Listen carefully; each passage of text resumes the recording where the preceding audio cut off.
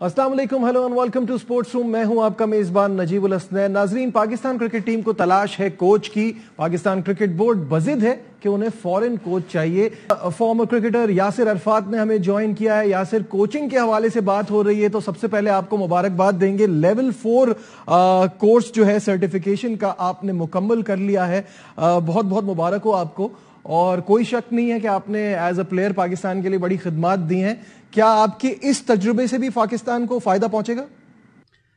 जी, सबसे पहले तो बहुत शुक्रिया नजीब। और उसमें यह है कि देखें, बड़े में ही बहुत ही रिलैक्स और अब सुकून है मुझे लेवल 4 करने का, क्योंकि बहुत ही लंबा प्रोसेस था।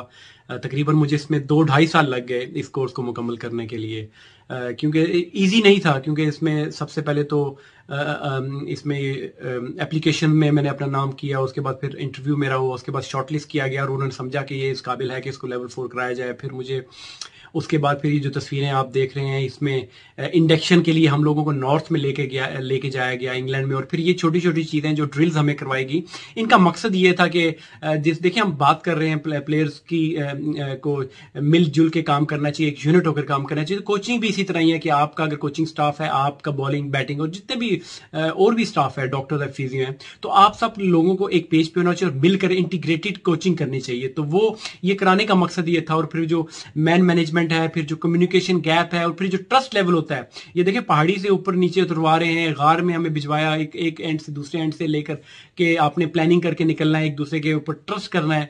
तो ये छोटी छोटी चीजें हैं जो कि मुझे as a player playing career मुझे इतना मालूम नहीं था, मगर जब ये मैं इसमें कोचिंग इसमें देखा मैंने, तो उसमें मुझे ये करने से और इस प्रोसेस से गुजरने के बाद मुझे बहुत ज्यादा फायदा हुआ और नई नई चीजें मुझे मालूम हुई कि एक कोच को, एक प्रोफेशनल कोच को कितना इन चीजों से वेल इक्विप्ड होना चाहिए। यासिर, ये एक बड़ी तवील डिबेट है और हमेशा जब भी किसी को कोच लाने की बात होती है तो ये डिबेट शुरू हो जाती है कि क्या लोकल कोच होना चाहिए या फॉरेन कोच होना चाहिए।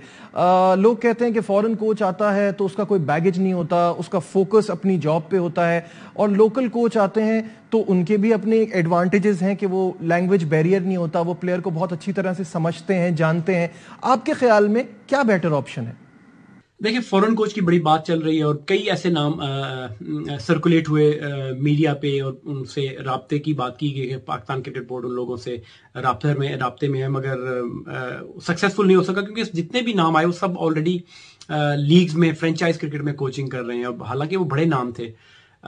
मिकी ऑर्थर का नाम आ रहा है, मगर अगेन उनका भी यही है कि वो डर्बी शहर से उनका 2-3 साल का मुआहिदा है, तो वो अभी कंफर्म नहीं है। मगर नजम सेठी साहब की प्रेस कॉन्फ्रेंस में ये सुनने को मिला कि वो एग्री कर चुके हैं 90%। तो देखें, अगर आए तो मैं ये समझता हूँ कि जो वे फॉरवर्ड यही है कि आपके पास एक फॉरेन कोच होना चाहिए, क्वालिफाइड और एक्सपीरियंस कोच होना चाहिए। और मिकी ऑर्थर ऑलरेडी, अगर वो आते हैं तो ऑलरेडी इस मुल्क में काम कर चुके हैं। श्रीलंका, एशियन कंडीशन का उनको लोगों का मालूम है और बड़े सक्सेसफुल रहे, उनका दौर बड़ा ही सक्सेसफुल रहा। अगर वो आते हैं तो एक अच्छी चीज है, क्योंकि आपने नजीब देखा होगा कि ये हमेशा से हमारे लोकल कोचेस की रिफ्ट रही है हमारे प्लेयर्स के साथ, और बड़ा ही अनफॉर्चुनेट रहा है कि हमारे कई ऐसे प्लेयर जो पाकिस्तान के लिए बड़े अच्छे परफॉर्म, उन्होंने 10-15 साल उन्होंने काम परफॉर्म किया, सर्व किया पाकिस्तान को, मगर जब उनके रिटायरमेंट का टाइम आया तो वो खुशी से नहीं गए। तो वो हर प्लेयर ने यही कहा कि उनका कोच के साथ उनका जो, या कोच का उनके साथ जो रवैया था वो अच्छा नहीं था, उनकी जो मैनेजमेंट, उनको हैंडलिंग की गई जो प्लेयर्स की, वो अच्छी नहीं की गई। तो मैं समझता हूं कि इस मसले का जो हल है, तो एक फॉरेन कोच और एक एक्सपीरियंस कोच। क्योंकि आपको कह रहे हैं लोग कि जी बजट की बात कर रहे हैं, कुछ क्या बात कर रहे हैं, तो मैं समझता हूं कि आप जब तक इन्वेस्ट नहीं करेंगे तो आप अच्छे कोच अट्रैक्ट नहीं होंगे। तो आपको समहाउ कुछ इस तरह की चीजें करनी पड़ेंगी, क्योंकि आपने अगर एक्सीलेंस हासिल करनी है, आपने अपनी टीम में बेहतरी लेकर आनी है, तो आपको एक अच्छा कोच, एक प्रोफेशनल कोच लेकर आना पड़ेगा।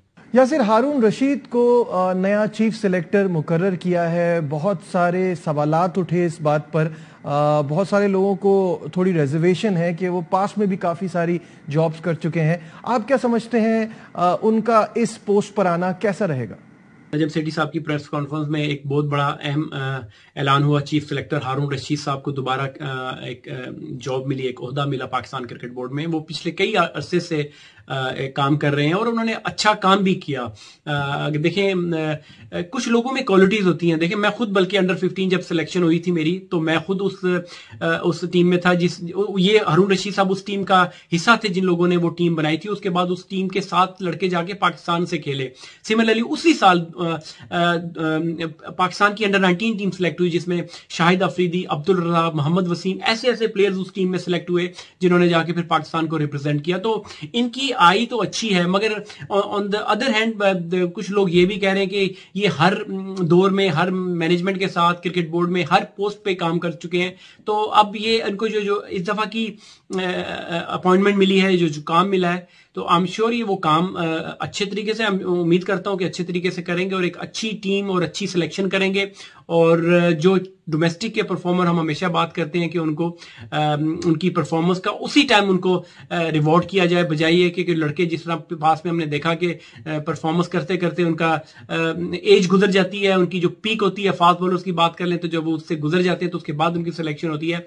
तो जो लड़के करंट डोमेस्टिक सीजन में 2 से 3 साल परफॉर्मेंस कंटिन्यूसली करते हो तो उनकी सिलेक्शन बड़ा ही मैटर करती है। तो आई एम श्योर हारून रशीद साहब आए हैं तो एक अच्छे डिसीजंस करेंगे और एक पाकिस्तान टीम को एक अच्छी सिलेक्शन देंगे। और फिर उन्होंने टीम भी बनानी है, फिर वर्ल्ड कप उनके सामने एक बहुत बड़ा चैलेंज है कि उसके लिए 50 ओवर के लिए आपने प्लेयर्स तैयार करने हैं। तो बहुत सारे चैलेंजेस हैं। तो अगर आई एम श्योर कि ये पास में भी काम करते रहे तो इस दफा भी उनको जब अगर मौका मिला तो मैं उम्मीद करता हूं कि अच्छी कारकर्दगी दिखाएंगे।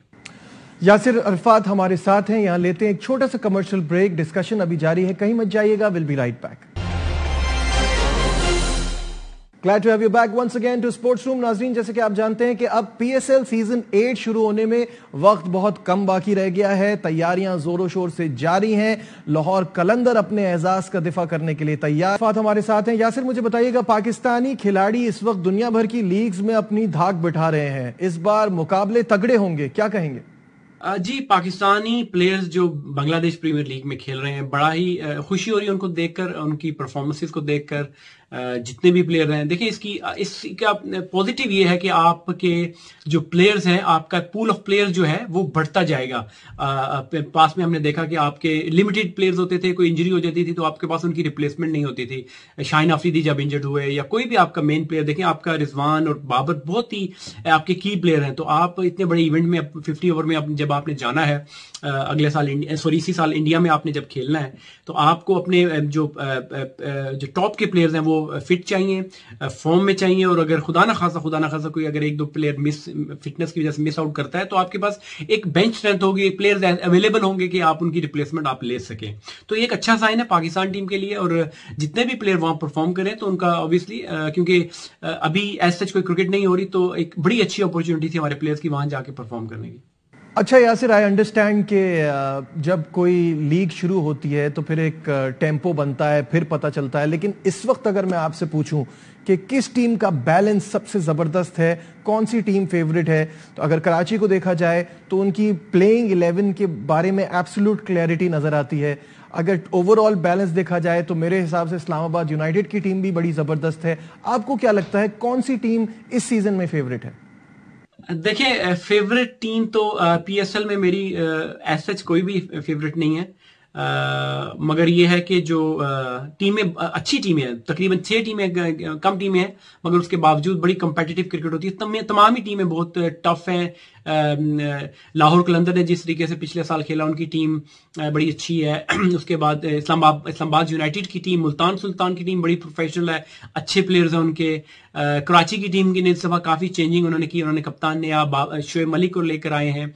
और उसके साथ साथ देखें, मैं ये समझता हूं कि टीम वो फेवरेट या वो सक्सेसफुल होगी जो जिनकी प्लेयर्स की अवेलेबिलिटी होगी। क्योंकि मैं अभी देख रहा हूं कि बहुत सारे ऐसे प्लेयर्स हैं कि जो पार्शियली अवेलेबल हैं और कुछ बिल्कुल ही अवेलेबल नहीं है जिन लोगों को टीमों ने पिक किया है। तो उनका जो टीम फॉर्मेशन है वो बड़ा मुतासिर होगा और टीम का जो कॉम्बिनेशन होगा। तो मैं ये समझता हूं कि टीम वो अच्छा परफॉर्म करेगी या जो खेलेगी कि जिनकी जो प्लेयर्स की अवेलेबिलिटी है, स्पेशली जो ओवरसीज प्लेयर्स हैं। क्योंकि आप 1-2 मैच खेल के चले जाएं आए तो क्यों फिर उनका इंटरेस्ट नहीं होता उन प्लेयर्स का कि टीम उनकी जीते या हारे टूर्नामेंट। तो उनकी अवेलेबिलिटी पे डिपेंड करता है टीमों की कि उनके प्लेयर्स की अवेलेबिलिटी किस तरह है। तो जिन टीमों की प्लेयर्स की अवेलेबिलिटी होगी तो मुझे लगता है कि वो टीमें अच्छा परफॉर्म करेंगी पीएसएल में। अब पीएसएल के हवाले से तो बात हुई, coming back to Pakistan team, वो जो न्यूजीलैंड की टीम यहां आई थी और हमसे सीरीज जीत कर गई, वहां इंडिया के खिलाफ बुरी तरह से स्ट्रगल की, 200 रन बन रहे थे, डबल सेंचुरियां हो रही थी उनके खिलाफ, तो क्या वजह है, हम इतना बुरा क्यों खेले? देखिए, ये बड़ा ही इनप्रेडिक्टेबल सी चीज है और बड़ा ही मुश्किल होता है कि आप ओवर पूरे साल कोई आपकी टीम कोई टॉप पे रहे, या होता है पास में हमने देखा कि ऑस्ट्रेलिया जैसी टीम, उससे पहले वेस्ट इंडीज जैसी टीम ने अरूज देखा, और पाकिस्तान टीम 90s में बड़ी अच्छी टॉप की टीम कहा जाता था। मगर आजकल ऐसा है कि आप देखें, अब इंडिया की आप जिस तरह बात कर रहे हैं कि इंडिया ने न्यूजीलैंड को बहुत बुरे तरीके से व्हाइट वॉश किया, हराया उनको जाके, तो आप देखें इंडिया की टीम बांग्लादेश में जाके हार गई, और ऑस्ट्रेलिया जो पिछले साल जब T20 वर्ल्ड कप जीती थी, ये नहीं तो उससे पिछला वाला वर्ल्ड कप जीती थी, तो वो बांग्लादेश में जब खेलने आई थी वर्ल्ड कप से पहले, तो वो भी बुरे तरीके से हारी थी। तो आपको अगर पाकिस्तान की बात करें तो पाकिस्तान, इंपॉर्टेंट चीज ये होती है कि जब आप अपनी होम कंडीशन में खेलते हैं, इंडिया अपनी होम कंडीशन में टफ है टू बीट, ऑस्ट्रेलिया अपनी, न्यूजीलैंड अपनी होम कंडीशन में है, तो हम लोगों को थोड़ा सा बेहतर अपनी जब होम सीरीज हमारे जिस तरीके से अभी सीरीजें हम लोगों ने खेली और बुरे तरीके से खेली और हारी, तो मैं ये समझता हूं कि अपनी होम एडवांटेज लेना चाहिए। और हर टीम, बांग्लादेश को देख लें, बांग्लादेश अपने मुल्क में जितनी अच्छी टीम भी हो उसको बड़ा टफ टाइम देती है, मगर on the other hand Pakistan जब बांग्लादेश की थी तो पाकिस्तान ने उनको हराया था। तो ये एक सर्कल है, ये चलता रहता है, तो जो टीम अपनी होम कंडीशन को अच्छे तरीके से इस्तेमाल करती है तो वो टीम जीतती है। ओके, आखिरी सवाल और बड़ा इंपॉर्टेंट सवाल, चेंज ऑफ मैनेजमेंट, बहुत सारी चीजें चेंज हुई हैं। नजम सेठी आए हैं with his plenty of experience, उनका पिछला टर्म जो था वो काफ़ी उनके सक्सेसफुल भी रहा था। आप क्या समझते हैं जो इस वक्त पाकिस्तान क्रिकेट की सूरत हाल है, नजम सेठी के आने से, इस चेंज ऑफ मैनेजमेंट से कितना फ़र्क पड़ेगा? देखिए, नजम सेठी साहब की बात करें तो बहुत सारे उनके सामने बहुत सारे चैलेंजेस हैं, जिनमें सबसे बड़ा चैलेंज जो है, एक तो पीएसएल का चैलेंज, बहुत बड़ा चैलेंज है कि उसको उन्होंने सक्सेसफुल तरीके से कामयाब कराना है और करवाना है। उसके बाद फिर जो आजकल कोचेस की बात चल रही है, उन्होंने एक अच्छी टीम, कोचिंग स्टाफ को लेकर आना है, वो है। और उसके अलावा अगर आप देखें डिपार्टमेंटल क्रिकेट की बात वो करते हैं, रीजनल की वो बात करते हैं, बहुत सारे उनके सामने चैलेंजेस हैं। तो एक अच्छा लीडर वही होता है कि जो इन चैलेंजेस को जब वो आते हैं तो उनको अच्छे तरीके से मुकम्मल करता है। और उनकी इंपॉर्टेंट चीज ये होगी कि उनको एक अच्छी टीम अपने साथ बनानी पड़ेगी, रखनी पड़ेगी, कि जो उनको अच्छी एडवाइस दे। क्योंकि आप ये जो इदारे होते हैं, ऑर्गेनाइजेशन तब भी सक्सेसफुल होती है कि एक अच्छा लीडर, उसकी क्लियर विजन होता है और उसके साथ उसकी जो टीम होती है वो बड़ा मैटर करती है। तो उम्मीद यही है कि नजम सेठी साहब ने पहले भी काम किया, 3-4 साल काम किया, और अभी भी उनको मौका दोबारा मिला है। आई एम नॉट श्योर कि कितना उनको टाइम मिलता है, मगर जितना भी उनको टाइम मिले और जो चीजें उनके सामने हैं, टास्क हैं, चैलेंजेस हैं, तो अगर वो अपने थोड़े से पीरियड में भी अगर उनको मिलता है तो वो कर जाए, तो ये उनके लिए भी अच्छा है और पाकिस्तान क्रिकेट के लिए और पाकिस्तानी प्लेयर्स के लिए बहुत अच्छा है। बहुत बहुत शुक्रिया Yasir Arafat, thank you so much for your time. नाजरीन, फॉर्मर क्रिकेटर यासिर अरफात हमारे साथ थे और अपने ओपिनियंस मुख्तलिफ टॉपिक्स पर शेयर कर रहे थे। उम्मीद करता हूं आज का प्रोग्राम आपको पसंद आया होगा। दीजिए अपने मेजबान नजीबुल हसनैन को इजाजत, अपना बहुत ख्याल रखिए। अल्लाह हाफिज।